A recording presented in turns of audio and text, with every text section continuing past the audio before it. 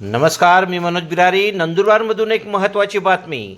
गेल्या अनेक महिन्यांपासून वेतन न मिळाल्याने कंत्राटी आरोग्य कर्मचाऱ्यांवर उपासमारीची वेळ आली आहे.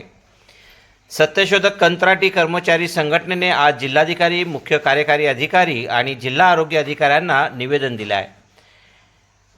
NUHM आणि NRHM अंतर्गत UPHC आणि HDH सिव्हिल हॉस्पिटल PSC आणि UHWC मध्ये आउटसोर्स पद्धतीने काम करणाऱ्या कर्मचाऱ्यांचे गेल्या 6 महिन्यांपैकी फक्त 2च महिन्यांचे वेतन मिळाले आहे. उर्वरित 4 महिन्यांचे वेतन तात्काळ द्यावे अशी त्यांची मागणी आहे. शासनमान्य वेतन, वार्षिक वेतनवाढ, PF, ESI, बोनस आणि रजा यासारख्या वैधानिक सुविधा लागू कराव्यात. बेकायदेशीर वेतन कपात बंद करावी आणि दोषी एजन्सीची चौकशी करावी अशी मागणी निवेदनात करण्यात आली आहे.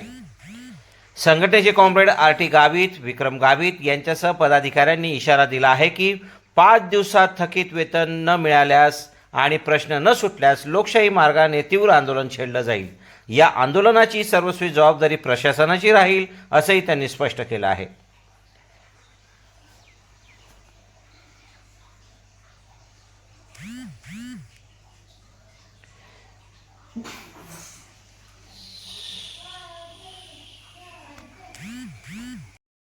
आज माननीय जिल्हाधिकारी साहेब नंदुरबार यांना निवेदन देण्यासाठी आलेलं होतं. नंदुरबार जिल्ह्यातील आरोग्य कर्मचारी जे आरोग्य खात्यामार्फत आउटसोर्स आज माननीय जिल्हाधिकारी साहेब यांना निवेदन देण्यासाठी आलेलं होतं. सत्यशोधक ग्रामीण कष्टकरी सभेच्या वतीने सत्यशोधक कंत्राटी कर्मचारी संघटना नंदुरबार याच्या वतीने निवेदन देण्यात आलेलं आहे.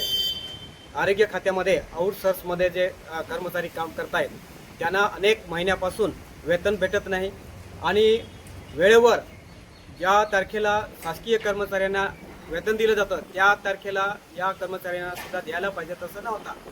6 महिने पेमेंट अडवलं जातं आणि GST आणि संस्था शुल्क म्हणून त्यांच्याकडून 4,500 रुपये हे परस्पर कापले जातात.